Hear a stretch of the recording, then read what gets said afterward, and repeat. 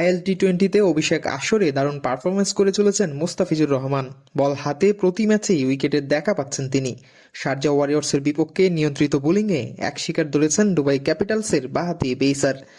দুবাইয়ে বুধবার 4 over bowling করে 27 রান দেন মুস্তাফিজ। 3টি বাউন্ডারি হজম করেন তিনি। তার 10 বলে আসেনি কোনো রান।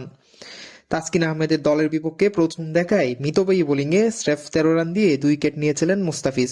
সেই তুলনায় অবশ্য এবার কিছুটা খরুচে ছিলেন তিনি। সংযুক্ত আরব আমিরাতের ফ্র্যাঞ্চাইজি এই লিগে এখনো পর্যন্ত মোট 8 ম্যাচ খেলে 15 উইকেট নিয়েছেন মুস্তাফিজ। আসরের উইকেট শিকারীর তালিকায় সতীর্থ ওয়াকার সালাম খেলের সঙ্গে আপাতত শীর্ষে আছেন তিনি। দুবাই আন্তর্জাতিক স্টেডিয়ামে এদিন ম্যাচের দ্বিতীয় ওভারে আক্রমণে আসেন দুর্দান্ত বোলিং করা মুস্তাফিজ। প্রথম 2 বলে আসে 2টি সিঙ্গেলস। তার পরের 4 বলে কোনো রানই নিতে পারেননি জনসন চার্লস। চতুর্থ ওভারে ফের বল হাতে শুরুটা ভালোই করেন মুস্তাফিজ। প্রথম 3 বলে দেন 2 রান, যার মধ্যে 1 রান আসে ওয়াইড থেকে। চতুর্থ ডেলিভারিতে 4 মারেন মোনাক প্যাটেল। শেষ 2 বলে আসে 3 রান, 9 রান দিয়ে ওই ওভার শেষ করেন মুস্তাফিজ।